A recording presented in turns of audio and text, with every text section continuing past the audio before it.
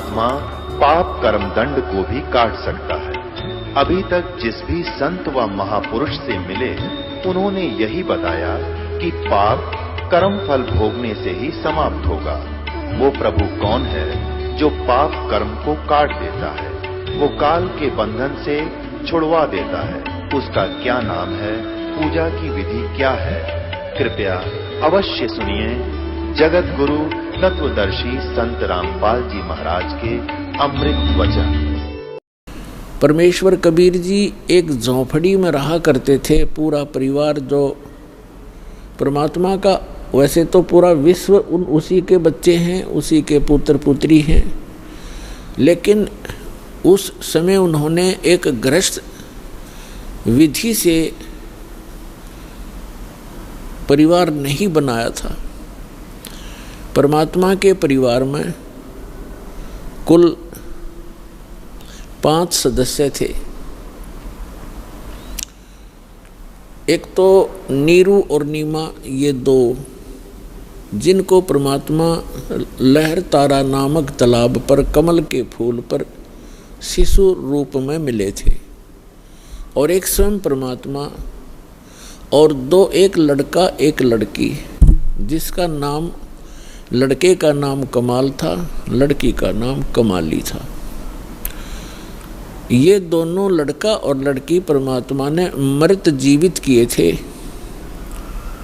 किसी विशेष परिस्थिति में। तो ये कुल परिवार था परमात्मा का। तो परमात्मा एक झोंपड़ी में रहा करते थे और एक जुलाहे का कार्य किया करते थे, कपड़ा बुनते थे, अपने हाथों से निर्वाह करते थे और तत्व ज्ञान का प्रचार भी करते थे, सत्संग भी करते थे और सतगुरु रूप में वो उपदेश भी दिया करते थे, दीक्षा भी देते थे और यथार्थ ज्ञान भी सुनाया करते थे। तो वो परमात्मा 600 वर्ष पहले आए थे और वो परमेश्वर की महिमा उन्होंने स्वयं ही अपनी महिमा आप ही बताई है कि चारों युग में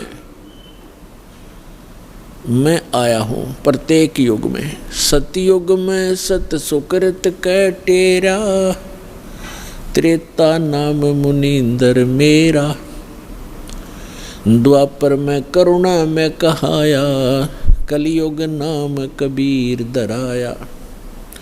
परमात्मा कहते हैं चारों युग में मैं आया और जो परमात्मा लीला किया ही करते हैं, अच्छी आत्माओं को मिलते हैं, उनको तत्व ज्ञान से परिचित कराते हैं, फिर अपने सतलोक में ले जाते हैं, वहाँ से फिर वापस छोड़ते हैं अपना साक्षी बना करके। कैसा है भगवान, कहाँ रहता है परमात्मा, कैसे मिलता है वो भगवान। तो ये सब अपनी प्यारी आत्माओं को बताते हैं परमेश्वर और उनको अपने से परिचित कराकर संसार में पुनः छोड़ देते हैं। फिर वो महापुरुष उस परमात्मा की आँखों देखी महिमा सुनाया करते हैं। उनमें से कौन कौन है जिनको दास जानता है, मुझ दास के नॉलेज में कलयुग के अंदर हैं। आदरणीय धर्मदास साहिब जी, आदरणीय मलुकदास साहिब जी, आदरणीय नानक साहिब जी, आदरणीय दादू साहिब जी, आदरणीय गरीबदास साहिब जी गांव छुरानी जिला झज्जर वाले, आदरणीय घीसा दास साहिब जी गांव खेखड़ा जिला मेरठ उत्तर प्रदेश वाले, आदरणीय स्वामी रामानंद जी काशी वाले। इन महापुरुषों को परमात्मा मिले और इन महापुरुषों ने परमेश्वर की महिमा आँखों देखी, बताई, अपनी अमृतवाणी में लिपिबद्ध करवाई। आज वो एफिडेविट हैं उस परम पिता की महिमा जो उन्होंने आँखों देखी थी। तो पुण्यात्माओं, परमेश्वर ने कहा है चारों युग में संत पुकारे, कूक कहा हम हेल रे, हीरे माणिक मोती बरसे, ये जग चुगता ढेल रे। परमात्मा बताते हैं कि चारों युग में मेरे से परिचित मेरे संतों ने मेरे द्वारा बताई गई यथार्थ भक्ति विधि का डंडोरा पीटा, मुनादी करी, अनाउंसमेंट की खूब जोर जोर से, और मैंने भी आकर के प्रत्येक युग में इस यथार्थ ज्ञान रूपी हीरे मोती लालों की वर्षा की। लेकिन हम पर विश्वास ना करके इन काल के दूतों, नकली आचार्यों, शंकराचार्यों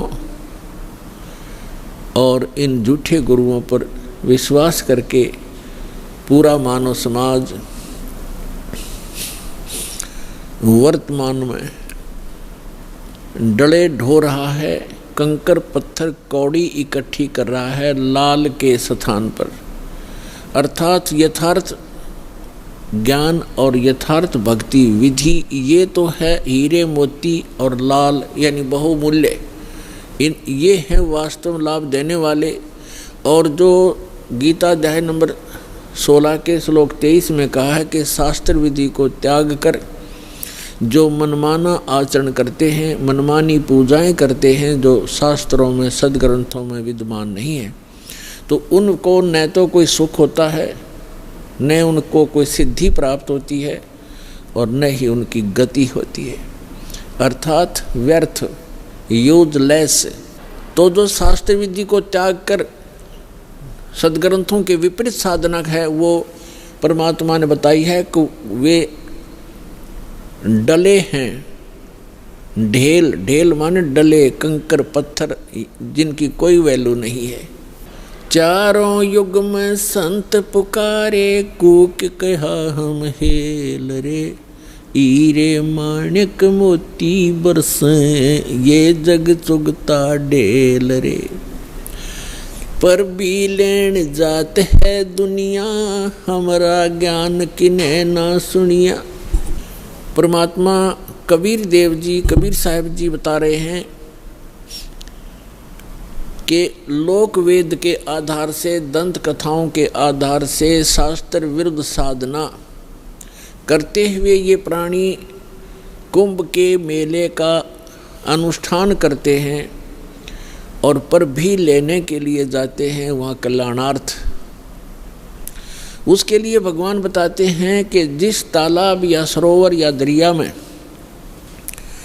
आप स्नान करने जाते हो कोई पर भी निर्धारित करके, आपसे पहले वहाँ उस तालाब में, सरोवर में, उस दरिया में मेंढक, मछली और बहुत से कीड़े मकोड़े पहले से विद्यमान होते हैं, जीव जंतु, और वो तो सदा ही उसके अंदर नहाते हैं, क्या उनका कल्याण हो जाएगा? जिस प्रकार उन मेंढक और मछलियों का कोई कल्याण नहीं हो सकता, इसी प्रकार आपका भी उस पर भी में नहाने से आत्म कल्याण नहीं हो सकता। आत्म कल्याण होगा अपनी सदग्रंथों श्रीमद् भगवद गीता में वर्णित विधि और उसके अनुसार की गई साधना से। और वो साधना केवल परमात्मा ही बताते हैं, क्योंकि श्रीमद् भगवद गीता में जो गीता ज्ञान दाता है वो केवल अपने सतर की भक्ति ही बता रहा है। और पूर्ण मोक्ष यदि चाहिए अर्जुन किसी भी भक्त को, अर्जुन के माध्यम से सर्व मानव समाज को संदेश दिया गया, तो उसको चाहिए कि वो तत्वदर्शी संत की खोज करे और फिर उस परमेश्वर की शरण में जावे, उसके तत्वदर्शी संत के बताए अनुसार साधना करके उस परमेश्वर की शरण में जावे, जहाँ जाने के बाद साधक फिर लौटकर कभी संसार में नहीं आते। और गीता ज्ञानदाता अपनी सतीथि बताता है, अपना सामर्थ्य बताता है कि अर्जुन तेरे और मेरे बहुत जन्म हो चुके हैं, तू नहीं जानता, मैं जानता हूँ। श्रीमद् भगवद गीता अध्याय नंबर 4 के श्लोक नंबर 5 और 9 में, श्रीमद् भगवद गीता अध्याय नंबर 2 के श्लोक 12 में, गीता अध्याय नंबर 10 के श्लोक नंबर 2 में गीता ज्ञानदाता स्पष्ट करता है कि अर्जुन तेरे और मेरे बहुत जन्म हो चुके हैं, तू नहीं जानता, मैं जानता हूँ। और अपनी साधना बताते हैं गीता अध्याय नंबर 8 के श्लोक नंबर 13 में। ओम इति एकाक्षरम ब्रह्म व्यवहारन माम अनुसमरन ये प्रयाति तजन देहम स याति परमाम गतिम।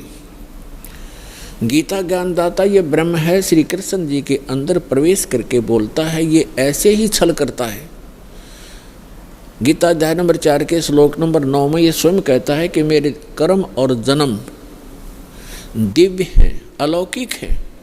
तो ये इसके कर्म हैं। गीता अध्याय नंबर 7 के श्लोक नंबर 24-25 में स्वयं स्वीकार करता है कि अर्जुन, मैं अपनी योग माया से छुपा रहता हूँ, मैं कभी किसी के समक्ष अपने यथार्थ रूप में नहीं आता। और ये मूर्ख लोग जन समुदाय मुझे कृष्ण रूप में, व्यक्ति रूप में आया हुआ मान रहे हैं। मैं कृष्ण नहीं हूँ। भूत की तरह, प्रेत की तरह बोल रहा था उसके अंदर कि मैं कृष्ण नहीं हूँ, मैं तो अपनी योग माया से छुपा रहता हूँ। गीता अध्याय नंबर 11 के श्लोक नंबर 32 में कहता है कि अर्जुन, मैं काल हूँ और अब मैं परिवर्त हुआ हूँ, अब आया हूँ। श्री कृष्ण जी तो पहले विद्यमान थे, उन्होंने पहले कभी अपने आप को काल नहीं कहा और उसके बाद फिर कभी अपने जीवन में अपने आप को काल नहीं कहा। ये काल है, इसको ब्रह्म भी कहते हैं, सरपुरुष भी कहते हैं, सरब्रह्म भी कहते हैं, ज्योत स्वरूपी निरंजन भी इसी को कहते हैं। तो ये कहता है कि मेरा तो एक ओम मंत्र है और ये कहता है कि मेरे जन्म और कर्म अलौकिक हैं। तो खुद कहता है कि मैं अपनी योग माया से छुपा रहता हूँ, मैं कभी किसी के सामने अपने यथार्थ रूप में नहीं आता। तो श्री कृष्ण में प्रवेश करके ये ब्रह्म बोल रहा है, सरपुरुष बोल रहा है। 8वें अध्याय के 13वें श्लोक से भी स्पष्ट हो जाता है, ओम इति एकाक्षरम ब्रह्म व्यवहारन माम अनुसमरण। माम ब्रह्म, मुझ ब्रह्म का केवल एक ओम अक्षर है, उच्चारण करके सिमरण करता हुआ यह प्रयाति तजन देहम, जो शरीर त्याग कर जाते हुए इसी का सिमरण करता हुआ जाता है, स याति परमाम गतिम, वह परम गति को प्राप्त होता है। यानी ओम से मिलने वाली जो परम गति है, ओम से मिलने वाली परम गति क्या है? ब्रह्मलोक में जाता है साधक। और आज तक के ऋषि महर्षियों को इस ओम से आगे कोई मंत्र का ज्ञान नहीं था और ब्रह्म को ये संपूर्ण पूर्ण परमात्मा माना करते थे। और फिर घुमा फिराकर इन्हीं ब्रह्मा विष्णु महेश तक ही इनकी बुद्धि की सुई आकर टिक जाया करती थी, क्योंकि इनको कंप्लीट स्पिरिचुअल नॉलेज नहीं था। कारण क्या है कि वेदों में ज्ञान तो उस पूर्ण परमात्मा का अधिक है, ऐसे ही श्रीमद् भगवद गीता में ज्ञान तो पूर्ण परमात्मा का ही अधिकतर है, लेकिन पूजा की विधि केवल ब्रह्म तक की है। और गलती से इन ऋषि महर्षियों ने सतगुरु के अभाव से इस ब्रह्म को पूर्ण परमात्मा भी कह दिया, इसको पूर्ण ब्रह्म भी कह दिया, इसी को पूर्ण ब्रह्म मान लिया ब्रह्म को, जबकि यह स्वयं स्वीकार करता है कि वो परम अक्षर ब्रह्म तो कोई और है, मुझसे भिन्न है और उसकी साधना करने से पूर्ण मोक्ष होता है। अब प्रसंग चल रहा है, भगवान ने आकर बताया है कि पर भी लेने जात है दुनिया, हमारा ज्ञान किने ना सुनिया। अब पर भी लेने जाते हैं, स्नान करने जाते हैं तीर्थों पर। ये तीर्थ क्या है? ये तीर्थ क्या है? ये कैसे निर्मित हुए? इसके विषय में ब्रह्म पुराण में, ब्रह्मा पुराण में बहुत विस्तृत जानकारी है और विष्णु पुराण के अंदर भी। उसमें क्या बताया गया है कि जैसे किसी संत ने किसी सरोवर के किनारे या दरिया के किनारे बैठकर अपनी सुविधा अनुसार, यानी जल की आवश्यकता होती है अधिकतर जीव को नहाने पीने वस्त्र आदि धोने के लिए, और साथ में फिर भक्ति करते हैं। उनके किनारे बैठ कर के उन्होंने अपने अनुष्ठान किए, जैसे भी उनको गुरु मिले, जैसा भी वो अध्यात्म मार्ग से परिचित थे, उस आधार से उन्होंने वहाँ भक्ति करी बैठ के। और वहाँ से जो साधना उन्होंने की उस साधना अनुसार अपना शरीर त्याग करके वो चले गए उस लोक को, उस स्थान को प्राप्त कर गए जहाँ की उसने साधना की थी। अब बाद में उसकी यादगार में उस महापुरुष ने वहाँ शरीर तो छोड़ना ही होता है, उसकी यादगार बना देते हैं। और फिर शेष जो जनता होती है वो उससे प्रभावित होती है, क्योंकि वो साधना करते करते अपनी उस पूंजी में से अन्य किसी को आशीर्वाद, दुआ या बद दुआ दे करके वो प्रभावित अवश्य कर लेता है, जिस कारण से वहाँ की जनता, आसपास की जनता उस साधक से बहुत प्रभावित हो जाती है। उसके बाद उसकी मृत्यु के उपरांत वहाँ एक उसकी समाधि बना देते हैं, वहाँ पूजाएं शुरू कर देते हैं और फिर उसको वहाँ उसके मत्था टेकने लग जाते हैं और उसको तीर्थ नाम दे दिया जाता है। अपनात्मा परमात्मा ने आके ये निष्कर्ष दिया है कि जैसे अमरनाथ कैसे बना, अमरनाथ की स्थापना कैसे हुई, ये कैसे वेल नोन हुआ, सुप्रसिद्ध क्यों हुआ। भगवान शिव ने पार्वती जी को ये अनमोल मंत्र दिया था जिससे मोक्ष संभव है। और वो कौन सा मंत्र दिया था? जो 5 नाम का ये दास आपको देता है। प्रथम मंत्र में बीच बीच के जो 5 मंत्र हैं, ये शिव जी ने इस मंत्र का ज्ञान था और इसी को ये अमर मंत्र मानता था। एक तो पुण्यात्माओं, हमें कंप्लीट स्पिरिचुअल नॉलेज ना होने से, संपूर्ण अध्यात्म ज्ञान ना होने से हम इन नकली संतों के द्वारा घने भ्रमित हो गए। हम क्या सोचते हैं कि गुरुजी ने मंत्र दे दिया, नाम दीक्षा दे दी, और फिर क्या होता है, उन भ्रमित लोगों के पास जाकर के आप उनसे फिर प्रभावित हो जाते हो, जिनको कंप्लीट स्पिरिचुअल नॉलेज नहीं है, जिनको पूर्ण अध्यात्म ज्ञान नहीं है। तो वो क्या पूछते हैं आपसे कि आपने दीक्षा ली है वहाँ से, बरवाला से, कितने दिन हो गए? 1 महीना, 2 महीने, 1 वर्ष, 2 वर्ष, जैसा भी जिसको। फिर वो पूछते हैं क्या आपको भगवान दिखाई देते हैं, भगवान के दर्शन होते हैं? अब आपके पास इसका कोई उत्तर नहीं। तो पुण्यात्माओं, कहने का भाव ये है कि दास जो आज प्रसंग आपके समक्ष स्पष्ट करना चाहता है, एक विषय स्पष्ट करना चाहता है कि परमात्मा की प्राप्ति, मोक्ष की प्राप्ति परमात्मा के दर्शन से नहीं, उस परमात्मा के मंत्र से होती है। पहले तो ये प्रसंग स्पष्ट करते हैं कि अमरनाथ की स्थापना कैसे हुई। पुण्यात्मा, हमने पुराण बहुत पढ़ी हैं, पवित्र पुराण, लेकिन हमारे धर्म गुरु कोई निष्कर्ष हमें निकाल कर दे नहीं पाए, और जिस कारण से हम ऐसे उन कथाओं को याद अवश्य कर लेते थे, लेकिन हमें उनका कोई सिर पैर का पता नहीं था। जैसे पार्वती जी के 107 जन्म हो चुके थे, 108वां जन्म वो जी रही थी। भगवान शंकर वही होते थे, उनकी तब तक मृत्यु नहीं हुई थी, और पार्वती जी की 107 बार मृत्यु हो चुकी थी। और भगवान शिव जब पार्वती जी की मृत्यु होती थी बड़े व्याकुल होते थे, उनका बहुत बुरा हाल हो जाता था उस पार्वती की मृत्यु के उपरांत, उसके वियोग में। एक समय की बात है कि भगवान श्री राम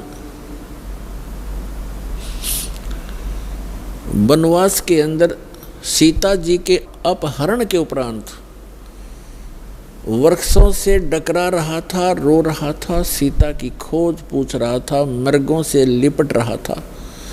ऊपर से आसमान से पार्वती और शिव देख रहे थे।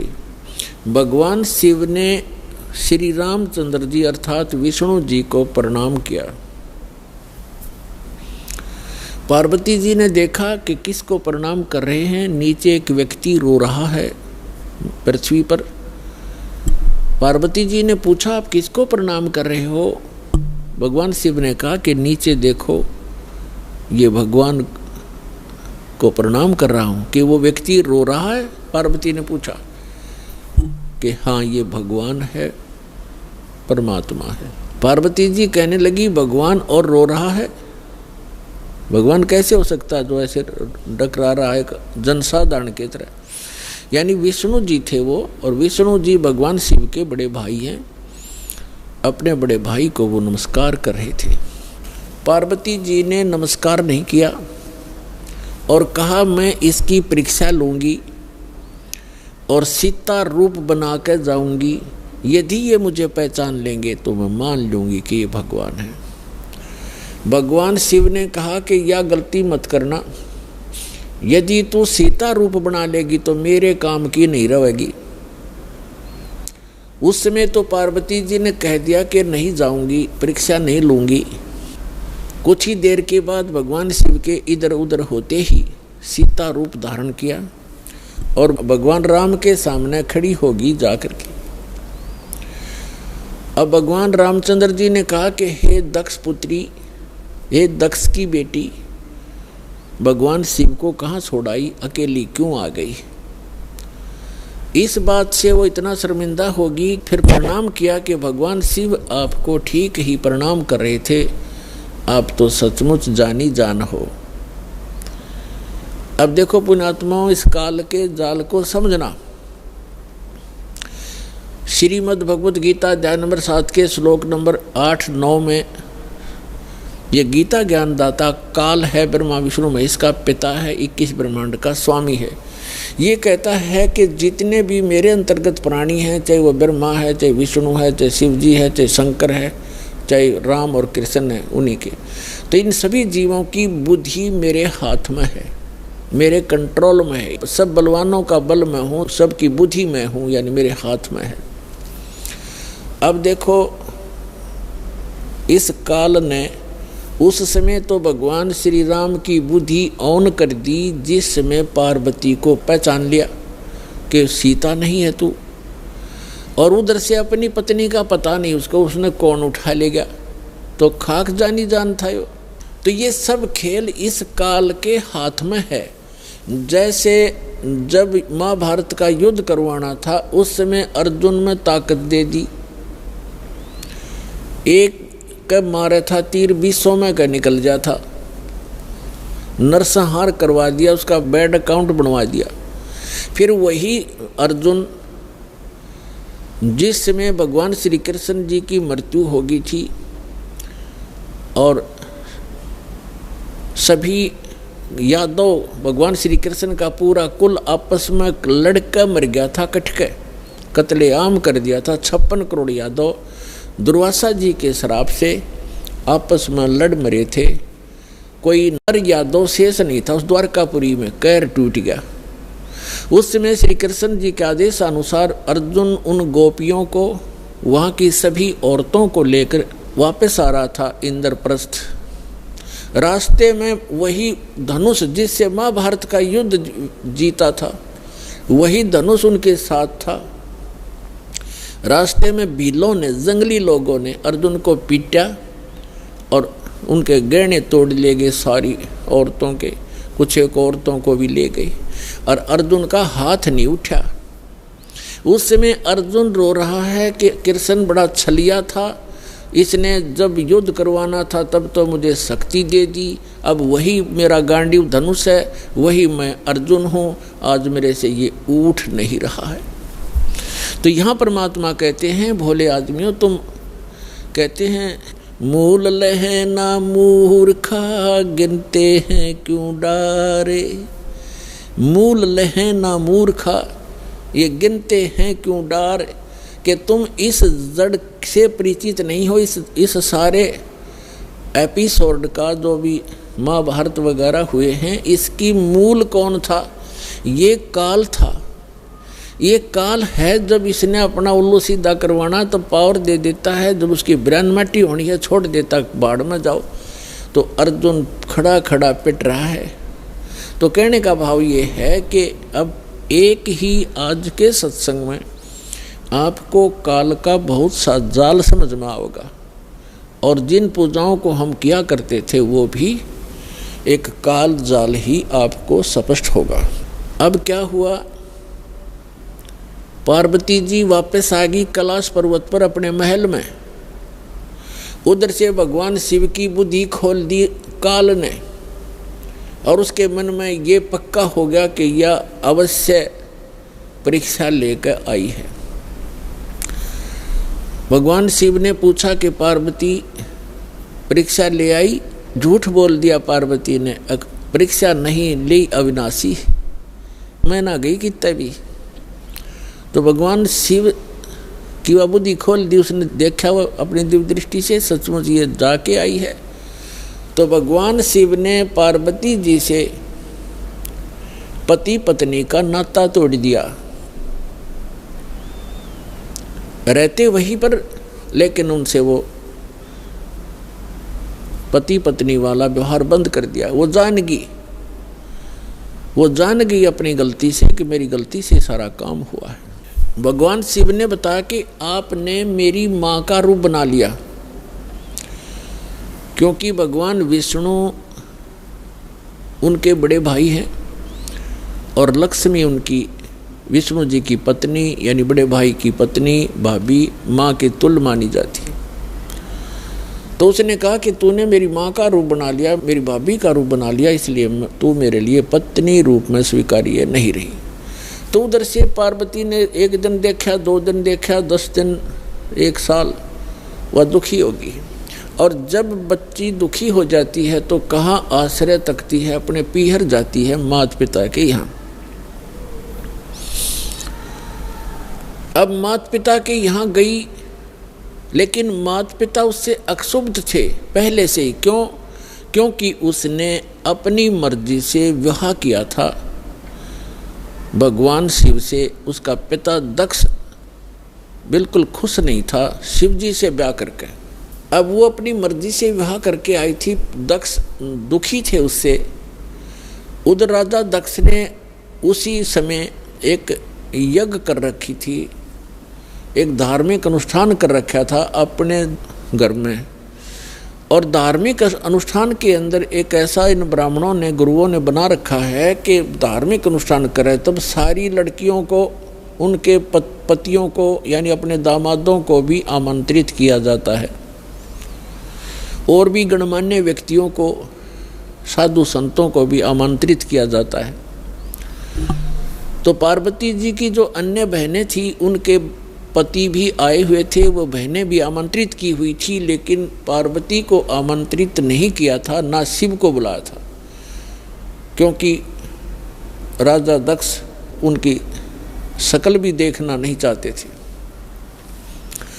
जब पार्वती अपने घर पहुंची तो क्या देखा, वहाँ हवन हो रहा है, यज्ञ हो रही है, और जितने भी रिलेटिव थे सभी आए हुए हैं, सभी बहनों के पति भी आए हुए हैं, और उनके यथाचित उस यज्ञ में आसन लगाए हुए हैं, और प्रतिदिन उनका हिस्सा निकाला जाता था। जैसे ब्राह्मण लोग कहते हैं, आपने देखे होंगे फेरे करते से मैंने कहा 5 यहाँ धर दे, 11 वहाँ रख दे। तो ऐसे ही किया करते हैं कि इतने रुपए अपने दामादों के रख दो। तो उनका हिस्सा रखा हुआ था प्रत्येक के आसनों के पास। और पार्वती पूरे मंडप में घूम के अपनी माँ के पास आ गई, और ना दक्ष उनसे मुख से बोला कि आजा बेटी, और बेटी माँ के पास ही अपना दुख रोया करती है। अपनी माँ के पास जाके कहने लगी, माँ आपने यज्ञ कर रखा है, धर्म यज्ञ कर रहे हो, और हमारे को आपने आमंत्रित नहीं किया। क्यों नहीं किया? और ऐसा भी था कि जैसे किसी बहन का कोई पति नहीं आया है, उपस्थित नहीं हो पाया किसी कारण से, तो उसका आसन लगा रखा है और उसके लिए फी प्रॉपर उसका हिस्सा भी रखा हुआ। तो पार्वती जी ने कहा अपनी माँ से कि आपने ना तो अपने दामाद को आमंत्रित किया, ना मुझे किया, ना उसका आसन लगा रखा है, ऐसा भेदभाव तुमने क्यों किया हमारे से। तब माँ ने कहा कि बेटी, ना तो तू मानती मेरी बात, ना तेरा पिता मानता, तूने भी अपनी मर्जी से ब्याह किया था, इससे तेरा पिता क्षुब्ध है और ये इस कारण से तुम्हें बुलाया नहीं। तो पार्वती जी ने अपने पिता से प्रश्न किया कि आपने न तो अपना दामाद बुलाया, ना मुझे आमंत्रित किया, क्या मैं आपकी बेटी नहीं? तो दक्ष ने कहा कि मैं ना तेरी सूरत देखना चाहता हूँ और ना उस सर्प लपेटे हुए व्यक्ति को बुलाकर अपनी बेइज्जती करवाना चाहता हूँ। और आपको किसने बुलाया यहाँ पर, आप जा सकती हैं। इस अपमान को वो पार्वती सहन नहीं कर सकी और एक बहुत बड़ा हवन कुंड बना रखा था को 7-8 फुट नीचा, और उसमें ये क्योंकि राजा का यज्ञ ब्राह्मण कुंड से अपने घर से डालना था कि घेर कर लकड़ और सोवा बरबर कड़छे घेरे पूरे लोटे के लोटे और डीक बड़ा हवन की। तो पार्वती ने कहा कि मैं करवाती हूँ तेरा यज्ञ संपूर्ण। ऐसा क्षुब्ध हुई, इतना गुस्सा मान के, और हवन कुंड में छलांग लगा कर जल गई। जल्दी सी हवन कुंड को बुझाया गया, तुरंत ही उसको निकाला गया, सारा शरीर जल गया, लेकिन अस्थि शेष रह गई, अस्थि पिंजर शेष रह गया। भगवान शिव को पता चला, ये बहुत लंबी कथा है। भगवान शिव ने फिर अपने ससुर का सिर भी काट दिया था, उसने काट दिया था भैरव ने, जैसा भी। तो फिर क्या हुआ कि भगवान शिव जब आए तो उसने उस पार्वती के कंकाल को, जो केवल अस्थि पंजर था पूरे बॉडी का, उसको पार्वती जान के मोहवश इतना अंधे हो गए और उसको सीने से लगाकर 10,000 वर्ष तक पार्वती पार्वती करते फिरते गए रहे। एक दिन भगवान ने सुदर्शन चक्र से उस पार्वती के टुकड़े टुकड़े कर दिए उस अस्थि पिंजर के। तो उसके विषय में बताते हैं कि जहाँ नैन गिरे वह नैना देवी, जहाँ धड़ गिरी उसकी वहाँ पर वैष्णो देवी। ऐसे वैष्णो देवी और नैना देवी की स्थापना हुई क्योंकि वहाँ इन पार्ट्स ऑफ द बॉडी को, शरीर के अंगों को, जहाँ नैन गिरी थी वहाँ उनकी समाधि दे दी और उसकी एक यादगार बना दी कि यहाँ पर ऐसी घटना घटी थी, कहीं आने वाले समय में कोई इन ऐतिहासिक और पौराणिक बातों को झूठा ना सिद्ध कर दे, इसलिए वो यादगार बनाई थी। और आज वहाँ पूजाएं शुरू होगी। ऐसी जहाँ धड़ गिरा था वहाँ पर वैष्णो देवी बना दी, एक यादगार बना दी और उसको मंदिर का रूप दे दिया, जैसे कि आने वाले समय में ये चिन्ह बना रहे, ये अवशेष बने रहे। इस प्रकार ये हमारे धार्मिक तीर्थ बने। हम फिर जाने लगे, वहाँ श्रद्धा से मत्था टेकने लगे, दान दक्षिणा करने लगे, फिर पुजारी बैठा दिए। अब वहीं घंटी बजा के हम कल्याण मोक्ष समझने लगे। तो अध्यात्म ज्ञानहीनता के कारण हम ऐसा कर रहे थे, ये डले ढो रहे थे। अब जो प्रसंग चल रहा है कि पार्वती जी का फिर नेक्स्ट जन्म जब हुआ, हिमालय के जन्म हुआ और शिव से विवाह हुआ। और भगवान शिव क्या करते थे कि जितनी बार भी पार्वती की मृत्यु हुई, उनके कंकाल को यानी रूंड को, इस हड्डी के सिर के ऊपरले हिस्से को वो निकाल लेते थे और उसको एक धागे में डाल करके रखते थे, ताकि वो गिनती करते थे कि कितनी बार इसकी मृत्यु होगी। 107 कंकाल सिर के भगवान शिव ने टांग रखे थे डोरी में, रस्सी में। और पार्वती पूछा करती थी कि ये क्या है, तो शिव जी टाल मटोल कर दिया करते थे कि ये मेरा कुछ अपना अनुष्ठान है, तू मत बोल। भगवान शिव ने बहुत बार पार्वती जी से कहा था कि आप भक्ति किया करो, देखो मैं भी करता हूँ। तो पार्वती जी कहा करती थी कि मुझे तो भगवान मिल गए हैं, आप देवों के देव महादेव हो, मुझे क्या जरूरत है भक्ति करने की।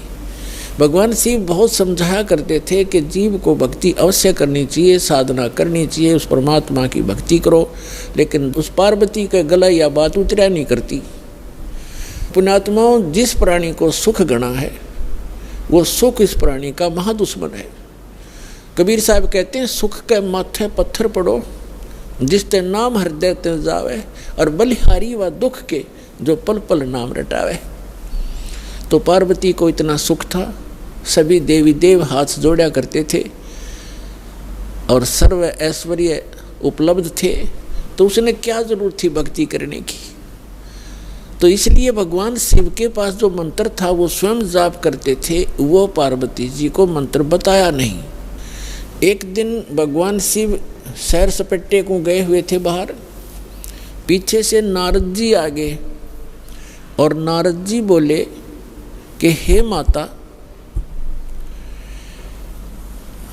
आप जन्म और मरण के दुख को सहन कर रही हो और आपके घर में एक ऐसी अनमोल वस्तु है जिसके सेवन करने से आपका ये जन्म और मृत्यु मिट सकता है। पार्वती जी ने पूछा कि भाई नारद, ऐसी कौन सी वस्तु है, मुझे तो मालूम नहीं।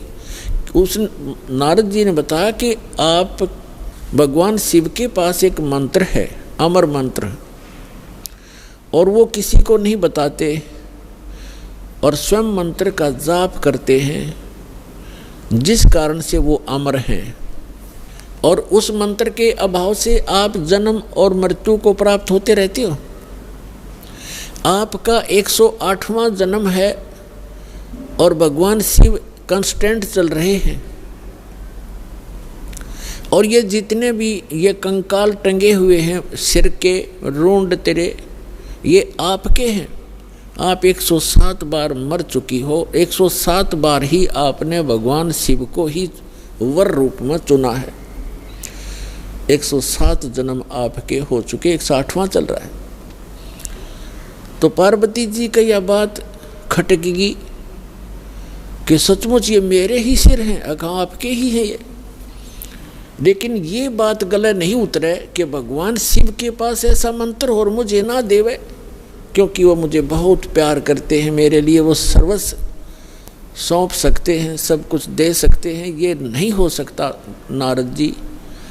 नारद जी कहने लगे कि देख ले माता, अभी तक आपने उनको एज ए हस्बैंड ट्रीट किया है, एज ए गॉड ट्रीट नहीं किया। अभी तक आपने उसको पति रूप में व्यवहार किया है, आपने उनको भगवान नहीं समझा। और जब तक आपके हृदय में यह डिमांड नहीं होएगी, गुरु जैसे गॉड गुरु जो होते हैं वो भगवान के तुल्य ही माने जाते। तो भगवान शिव उस समय इस मंत्र के प्रदान करने वाले गुरु थे। नारद जी तक कह के चले गए। अब पार्वती की नींद हराम होगी कि भगवान को आने दे, और मुझसे कोई अवश्य कोई ऐसी गलती बनी है जो ऐसी वस्तु को मुझसे छुपा रखा है, मैं अवश्य अभाग्नि कोई गलती कर रही होंगी। एकदम नम्रता आई। पहले तो पार्वती जी जैसे पति पत्नी बोलते हैं ऐसे बोला करती थी, और उस दिन आते ही चरणों में दंडवत प्रणाम किया और पैर पकड़ के रोने लगी। भगवान शिव ने पूछा कि किसने क्या कह दिया आपको, क्यों रो रहे हो, बताओ मुझे एक बार। तो पार्वती ने कहा कि आपके रहते मुझे कौन क्या कह सकता है, लेकिन मैं बहुत निकम्मी हूँ कि मैं ऐसी कोई गलती कर रही हूँ जिस कारण से आपने मुझसे एक अनमोल वस्तु छुपा रखी है।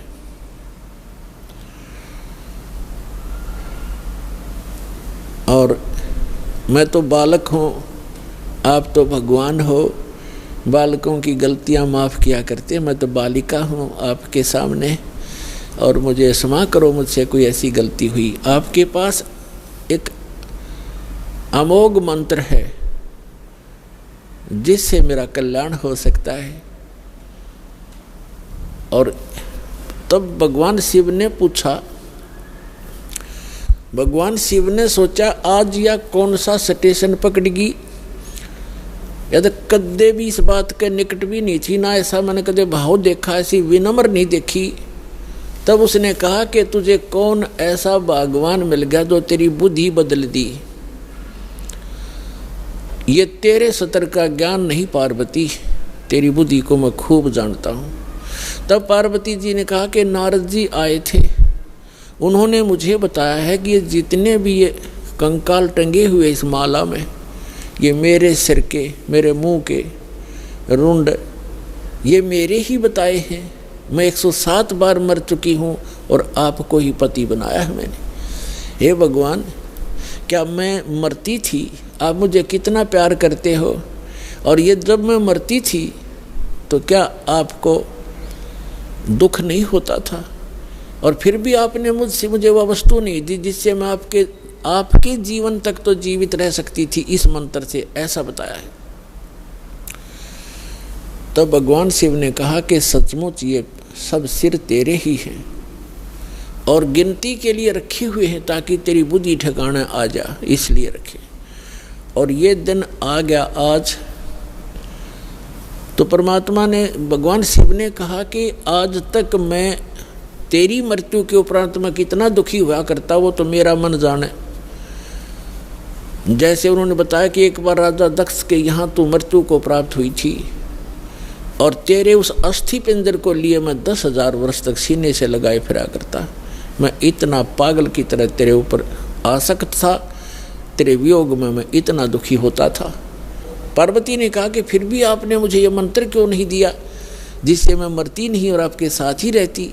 तब भगवान शिव ने कहा कि ये मंत्र ऐसे नहीं दिया जा सकता, जब तक जिज्ञासा प्रबल ना हो इस मंत्र के बताने का कोई लाभ नहीं बताने वाले को, बल्कि पाप ही लगता है।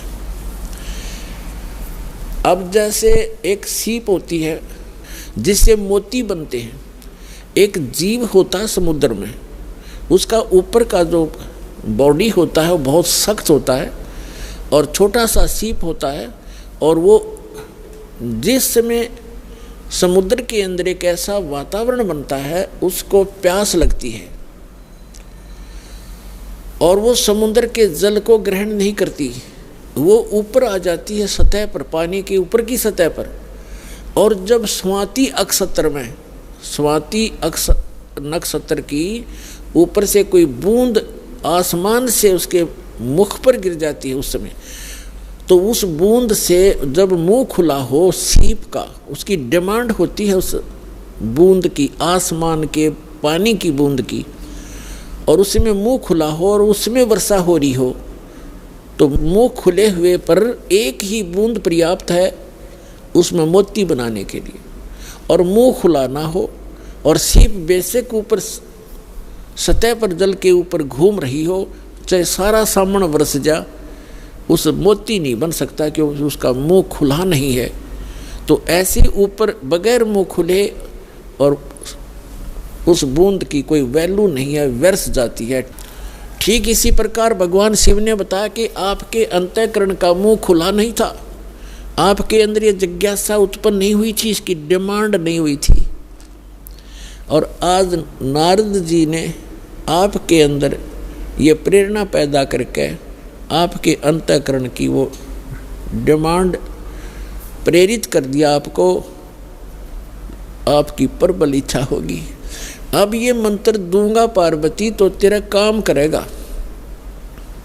पहले मैंने बहुत बार कोशिश की थी कि आपको ये मंत्र दूं, लेकिन आपने तो कान्ना पे कटाली सारी बात, और कभी भी नहीं आपने भक्ति करने की सोची भी नहीं। अगर आप मेरे ज्ञान को सुनती तो मैं ये मंत्र आपको प्रेरित करके ये मंत्र भी देता, लेकिन ये ऐसा अनमोल मंत्र है, बगैर जिज्ञासु के और प्रबल इच्छा हुए बिना ये देना व्यर्थ होता है।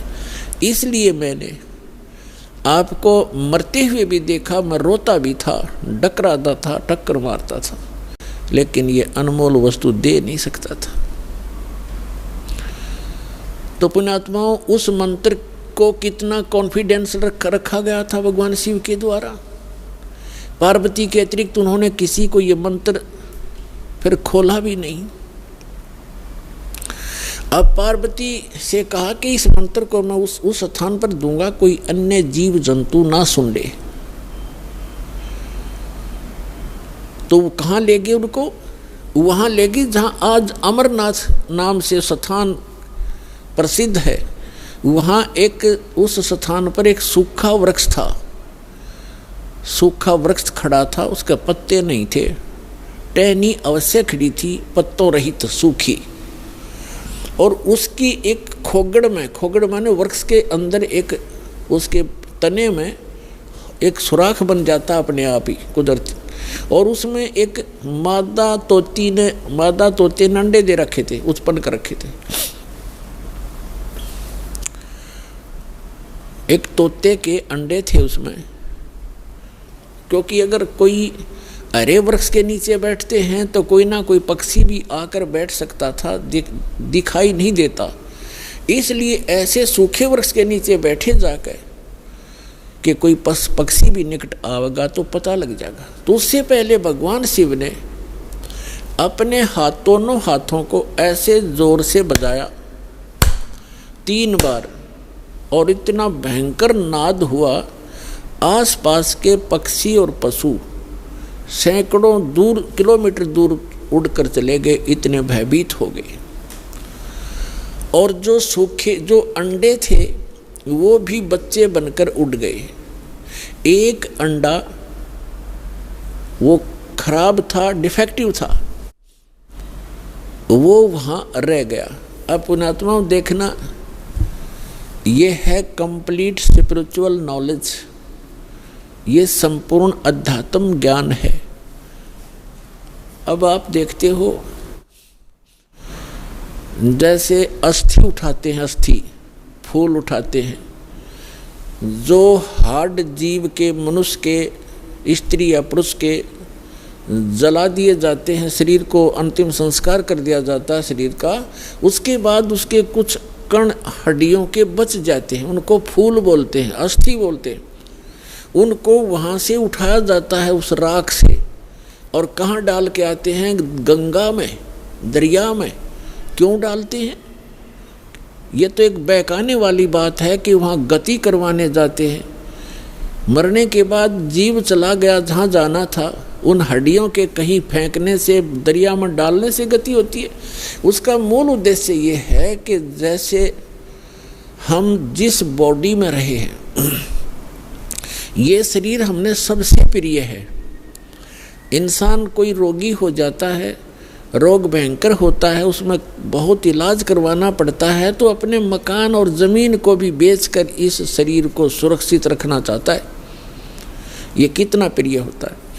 और इसको छोड़कर जब ये प्राणी जाता है, पहले ये ऊपर ले जाया जाता है, वहाँ तपस्शिला पर इसको भूना जाता है, इसके अंदर से गंध निकाल कर फिर इस जीव को फेंक दिया जाता है। ये आकाश मार्ग से आकर धर्मराज के दरबार में पंक्ति में खड़ा हो जाता है। इस प्रोसेस में इसको 10-12 दिन लग जाते हैं। इसलिए 13वें दिन ये वापस आ जाता है, जहाँ इसने गधा बनना है, कुत्ता बनना है, सूर बनना है या भूत बनना है, उस लाइन में फिर लग जाता है। तो ये प्रेत बन जाते हैं अधिकतर। भूत पूज कर भूत बनेंगे, तो हम सब भूतों की पूजा ही करते थे। तो प्रेत बनकर आता है कहाँ?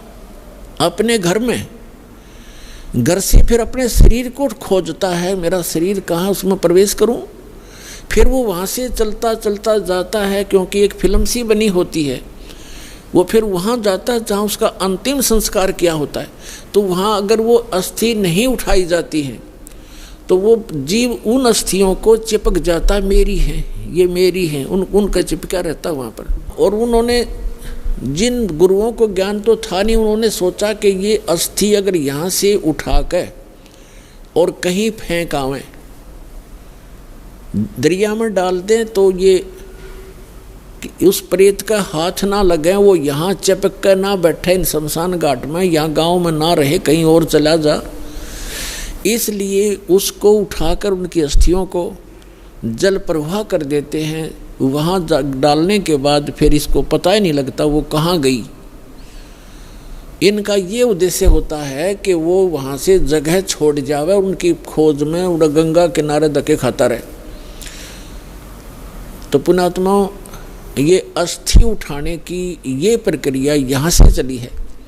और इसे उठाओ या ना उठाओ, ये कोई फायदा नहीं, उसमें कोई लाभ या हानि नहीं है उस जीव को जो चला गया शरीर को छोड़कर बाद की क्रियाओं से। अब ऐसे ही जैसे आपको बहुत बार बताया है कि इस प्राणी को मानव शरीर दो प्रकार से प्राप्त होता है। एक तो 84 लाख योनियों को भोग गए, एक टर्न वाइज एक मानव शरीर कंपल्सरी प्राप्त होता है। और दूसरे प्रकार का वो होता है जो शुभ संस्कारों से लगातार भी कई मनुष्य जीवन आपके पूर्व जन्म के पुण्य संस्कारों से हो जाते हैं।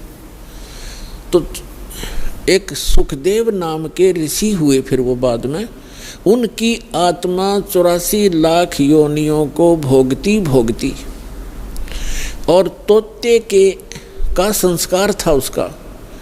अब तोते में उसका इतना ही संस्कार था कि उस गंदे अंडे में ही उसकी वो अंडा उसके निमित्त था वो अंडा। जैसे गर्भ में ही कई बच्चे मर जाते हैं तो उनका उतना ही संस्कार होता है उस मनुष्य जीवन का, तो वो पूरा कर लिया उसने। एक मनुष्य जीवन गर्भ में मर जाना, बाहर आते ही मर जाना, इस तरह। अब उसका संस्कार था इतना ही कि उस अंडे में उसकी आत्मा आई और अंडा गंदा हो गया। अब उसके बाद भी वो उसका चिपका रहा कि मेरा है, वो आत्मा वही रही। और बाकी अंडे जो स्वस्थ थे, भगवान शिव की अपनी जो धारणा से कि आसपास कोई अंडा हो वो भी स्वस्थ हो जाए, तो वो उस ताड़ी बजाने से अंडे बच्चे बनकर और पक्षी बनकर उड़ गए।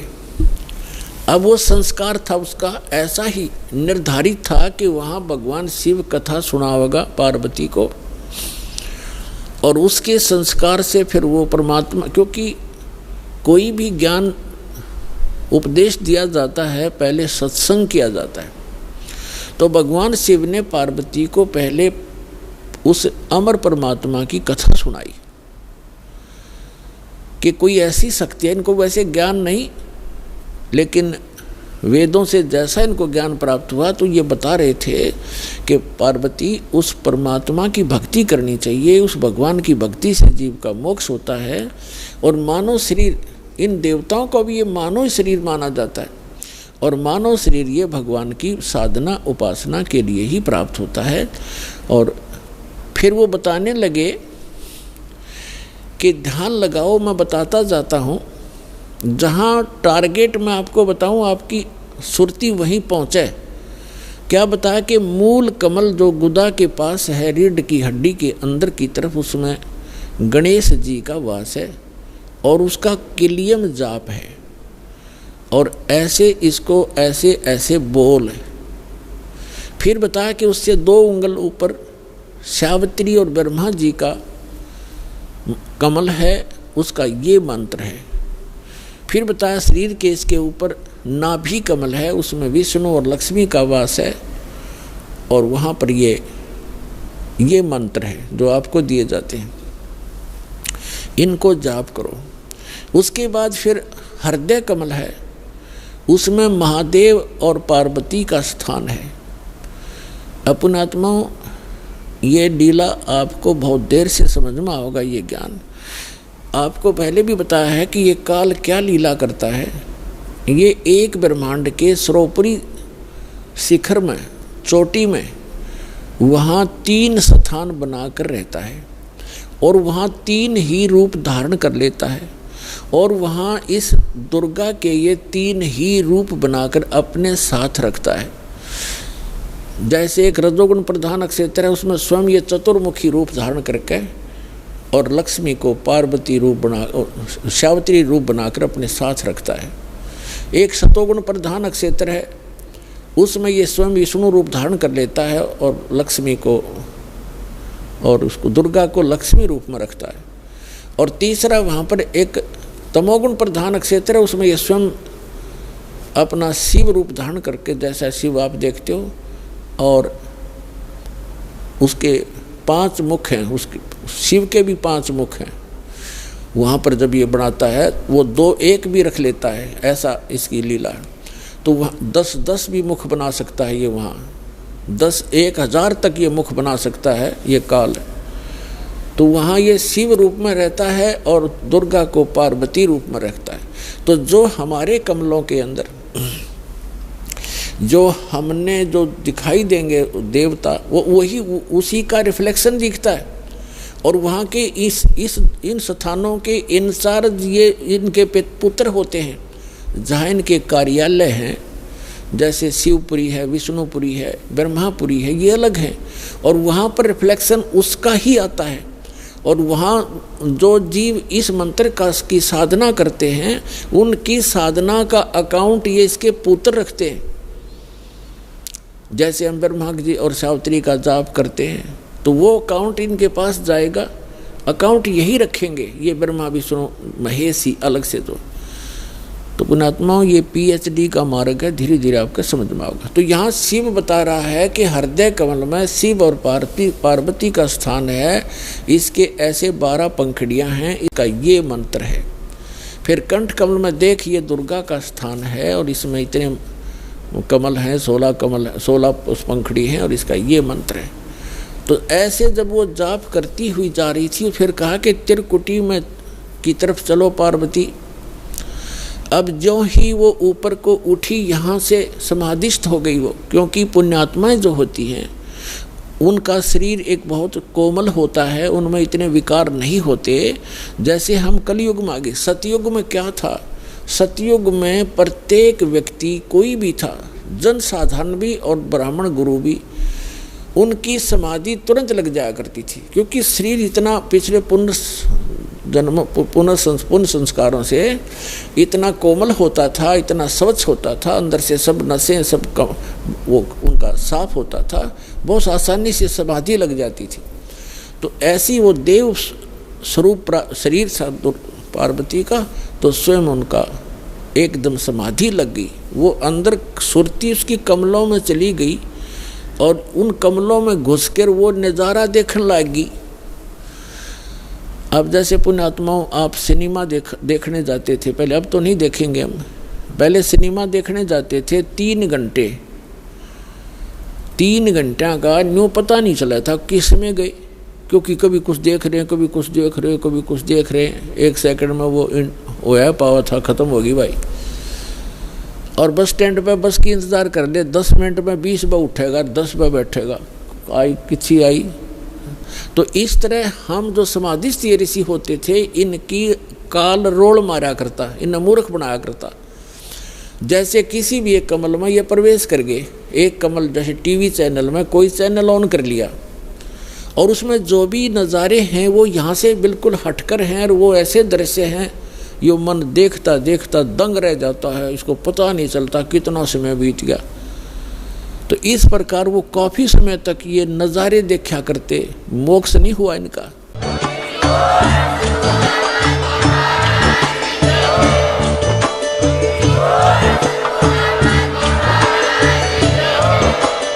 आप सुन रहे थे जगत गुरु तत्वदर्शी संत रामपाल जी महाराज जी के मंगल प्रवचन। अधिक जानकारी के लिए विजिट कीजिए हमारी वेबसाइट www.jagatgururampalji.org। संत रामपाल जी महाराज जी के शुभ आशीर्वाद से पूरे विश्व भर में 500 से भी ज्यादा नाम दीक्षा केंद्र हैं, जिन पर संत रामपाल जी महाराज जी द्वारा ऑनलाइन निशुल्क नाम दीक्षा दी जा रही है। अपने नजदीकी नाम दीक्षा केंद्र का पता करने के लिए संपर्क करें 8222880541।